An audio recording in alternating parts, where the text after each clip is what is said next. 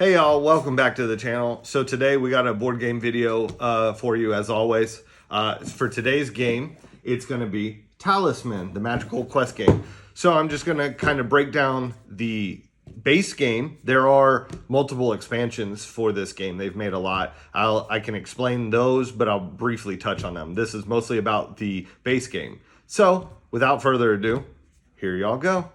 Okay, so now we got the board set up here, or laid out with all the pieces. Well, I'll just kind of explain a little bit of everything. So these are your little gold coins that you can use to buy things in the game.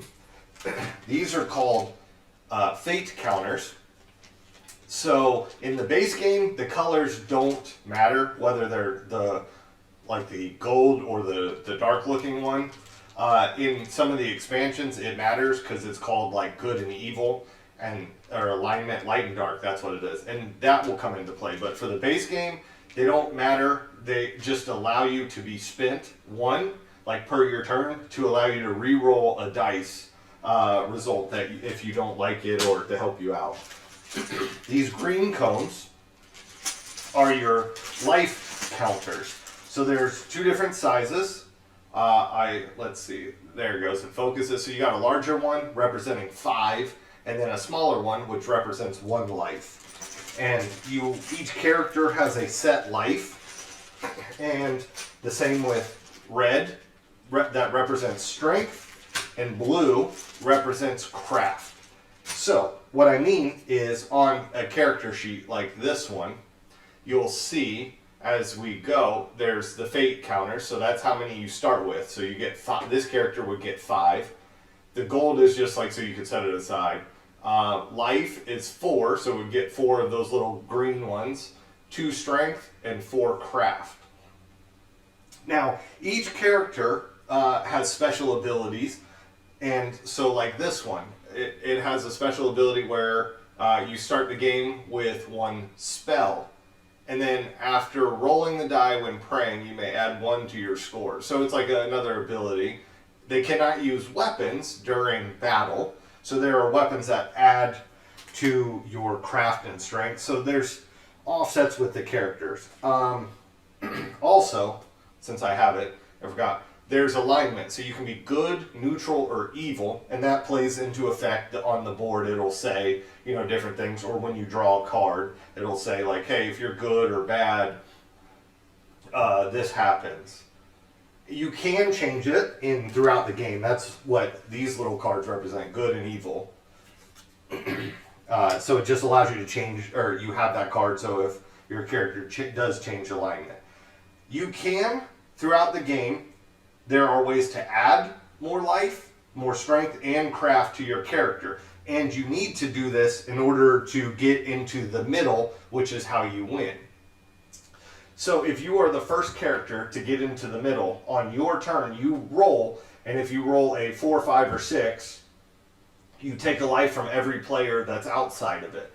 If another player makes it in, you two have to battle first to eliminate one of the players before you can try to take out everyone else, which gives all the other people a chance to get to the middle. It's also important to note that during battle, you only use your strength unless your character specifically states that you can use your craft during battle. Now, how you get into the middle is you have to make it here and have a talisman, and then when you get here, you come into the middle. There are multiple ways to get a talisman. There is this spot here on the middle ring called the Warlock's Cave. He will give you a quest, and once you complete the quest, no matter where you're at on the board, it automatically takes you here, and you get the talisman. You can get it in here as well, and there are ways to buy it with the other expansions, but there's a chance to draw it in these event cards. So this little stack here with this back represents the event cards. How you get those is on the outside. Each of these spaces states like what to do. So when you land here, you can move. Like if I have a character here, and I roll like a 4, I can move 4 this way or 4 this way. There's no like rules that specify which direction you have to go. When you land, like on this space right here, this plains, it says draw 1 card. So you would draw a card, and then it says add 1 to your strength and craft. This is a magic object. Let's see. And then the number here delineates when you would interact with it. So the lower the number, you interact with it first. That's in case of if you land on spaces like this oasis here in the middle where it says draw 2 cards. So we'll zoom in and see. And then I will slide the board up. So see, it says draw 2 cards. This one will say lose a life, then draw a card. So all of that is important. And everybody starts out on the outer ring here.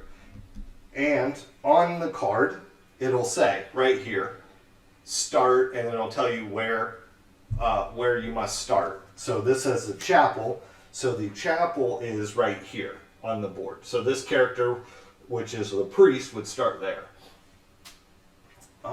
And so there's multiple ways you can go through the entire, my deck here has the characters from all the expansions as well, but you can go through, you can pick how you want it. We normally shuffle this deck and grab 2 and then pick from those 2 is how you start with your character. And then that's what these bags are, the characters representing who you are. And then the base game comes with 6 of these little color tokens that you can put on the base to help you. These are the regular D6s. You roll 1 D6 for movement. And so, let me, right here. Okay, since we grabbed this. So there are in the event decks, creatures. This is one of the ways to increase your thing. So it says strength of 7. So if you landed on a spot and it says draw a card, you would flip that over. It's a strength of 7. So the priest here only has a strength of 2. So what would happen is you're supposed to roll a d6 for your character, and then one of the other players in the game is supposed to roll a d6 for that, and you add up the scores, and if you beat it, you collect that card. However, like obviously a 2 and a 7, there's no, like, really would be almost impossible to beat it at a level 2. So if you lose a life. If you beat it, you gather this card, and because this one is a strength of 7, you can immediately turn it in for 1 cone in the strength. You got to have a total of 7 score to turn it in. If you turn it, you can turn in 8, but you only get 1. You don't get to like save the strength. You can turn in 14 total, like if the cards have, like, see, level, this little boar has a level 1. So if you had a bunch of different ones that added up to, like, maybe not 7 exactly, but 14, you could do it for at the same time for 2. And the same works for, there are creatures in here that add craft, you would fight a craft battle. There's different events, so like this little angel card, it says an event, if you are good alignment, you gain a life. If you're evil, you lose 1. There's no effect if you're neutral, then the angel departs. Then there's others where you just grab 2 gold. So there's tons of different ways. Now how, like I said, you start in the outer ring. There are like 3 major ways in the base game to get across. The first one is that you come to the tavern. And then when you get here, you roll a dice. If you roll a 6, on your next turn, instead of rolling for movement, you move to the temple. You can also fight the sentinel. If you land on this spot here, you can do one of 2 things. You either just draw the card, or you fight the sentinel. And the sentinel has a strength of 9. And it's that same concept. Somebody would roll a dice for the sentinel. Whatever your character's strength is, you would roll a die, and if you beat it, you can advance to this spot. If you lose, obviously you lose a life and nothing happens. And then the other is in the woods. Throughout the base game, I think it's in the city, you can purchase, in one of the spots you can purchase an axe. And then if you go to the woods, you can use the axe to build a raft. And then you would find it in the, like this. This is the like object item. So you can build an axe. You may build a raft when you are in the woods in the forest. So if you have the axe, but you take the raft out, it becomes an object, and then you use it, and then it gets discarded. So if there's no rafts left in here, you cannot do that. There are, I believe, I don't remember in the base game off the top of my head because all these cards are mixed in from the expansions for us. But with some of the expansions, there's other ways to like teleport yourself to the middle ring. But that's it from what I remember in the base game, the 3 ways to get there. And then there are different things, like I said, that you can buy. So like the mule, which, oh, I didn't cover this. So on your character, there are followers that give you, different types of benefits. So like this little gnome follower right here. Ooh, let me get up there. Maybe you can pause it if you want to read it. But basically, you only need to roll 1 die when opening the portal of power. So like this to get into here. So instead of rolling 2, which I'll explain that here in a second. You can have unlimited followers. You're only allowed 4 of the objects, unless you have like this mule follower, which allows you to carry 4 extra items. If you get to a spot where, say you have 4 magical items, you land here, and then you draw another object, and it's better, you would just, with whatever one that you don't want, you would discard here face up on this spot, and then if somebody lands, instead of drawing the card, like because this says draw 1, they could pick that object up. And then once you get into the middle ring, the objective, you can just kind of buff yourself up. There's different, it's a little riskier, but so you want to be a little more powerful in the middle. But what happens is once you get here, you can stay in the spot, or you can choose to, we call it kick in the door to the portal. So basically what happens is you would take either your strength or your craft, and you roll 2 dice. And the 2 dice results has to be lower than what your strength or craft is, whichever one you choose. And if it is, then you come into this like inner ring. Now here's the important piece. In these 2, you roll to move. In this, you move, so once you kick in the door, you're here. Then you can choose a path. There's one designed for craft and one designed for strength. So which is higher is the one that you probably want to pick. But in this ring, you move 1 space at a time, so you don't roll. So it would be here, then here, here, here. And then, like I said, you have to have the talisman to get here. You can get here and like hopefully maybe take one from like an opponent or things like that. Because when you land on a same spot of somebody, regardless of what ring, you may choose to battle them as well as instead of doing like the object. You don't have to, but you may choose to battle them.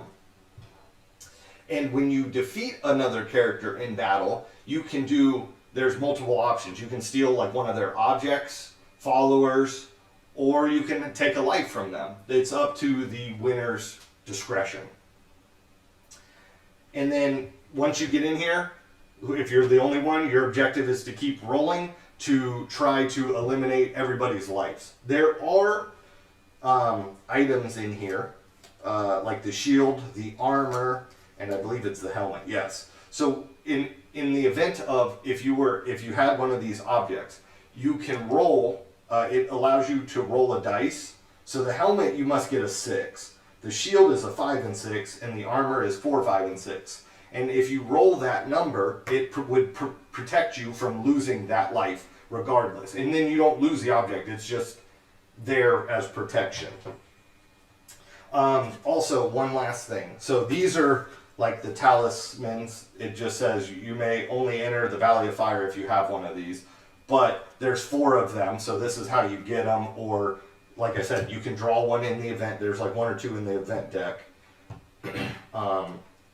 This is the last thing that I didn't touch on in the way of stat cards. These ones represent spells. So like the priest starts off with a spell. And there are other characters that start off with spells. There are ways to get it for characters that don't start off with it. Your craft, there are levels in the rule book that state like what you have. So you have to have at least a 3 craft to hold 1 spell. 4 is 2 spells, and then 5 and above, you're allowed a maximum of 3 spells. And there are some characters, when you cast one, you can get one back. And the spells just kind of do the same thing. They give you different, advantages or what have you to the game. Like this spell says Destruction. Cast at the start of your turn or when you have just completed your move. Remove any face-up adventure card from the board and place it on the discard pile. There are like a counter spell, so if somebody plays one, you can counter it so they don't get the effect. There's like this one where it's called Strength, and you cast it on yourself at the start of your turn and you gain a permanent strength. Now, also with the game, there is like a sabotage throughout the game where you don't get to start as this and you don't want this. It's called the Toad. And it basically, for most of the time, it's 3 turns that you have to be this Toad. And there's like multiple ways to do it. Like in one of these areas, if you roll like a 1, it turns you into a Toad. So what happens in the event of a Toad, you just switch out your character with the Toad character, which is it's in here. Let me pull it out because it has a special ground. So you would become this little character here. You don't roll for movement. You move 1 space at a time. And any objects, followers, and anything like that, gold, spells, you drop on the space wherever you turn a Toad. And then basically the Toad has a strength of 1 and a craft of 1. You retain your character's fate and that your main character's life. So you can still lose life and eventually die like everything else. That's it. And then, like it says here, special abilities. You are now a slimy Toad for 3 turns. And then when your alignment is the same as normal, like so your alignment won't change either. And you cannot add to your craft or strength and or spells while you're the Toad. You don't lose your spells, though, when you turn into the Toad. You just can't cast them or gain any more. And then that basically covers the base game. And then it comes with like this rule book, so it's for all, like explains a lot of what I've stated. So into maybe further details if I didn't explain it like super well. But I'm pretty sure I covered everything at least. And it's a fun game that can last a long time. Right now, I'm not sure the exact number of expansions. We have 5 expansions. So there's one where it's like the dragon one, and it changes this middle piece. So these rings and the middle.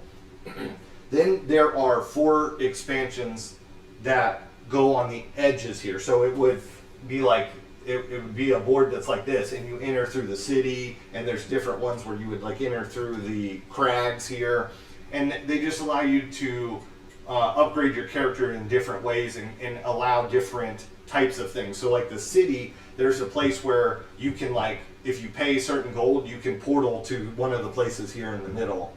And there's ways to buy Talisman in the city. And then there's a couple expansions where it's just new characters, more cards, things like that. But that basically covers the Talisman, the Magical Quest game. This is the revised 4th edition. It's probably the more well-known of the Talisman games. And I believe they have like standalone expansions of like, theme games, kind of like, I think there's like a Harry Potter-esque style. I don't know if there's a Harry Potter one, but like that's kind of what I mean, like a different tie-in to a different genre. But that covers it for the Talisman game. I hope y'all enjoyed this video, and I highly recommend checking out this game. It's 2 to 6 players, and each game takes about, that's probably accurate, 90 to 100 minutes. It depends, 120 minutes, depends on the people in your play group. But it's a lot of fun. I highly recommend it. But until next time, y'all have a blessed one, and take care.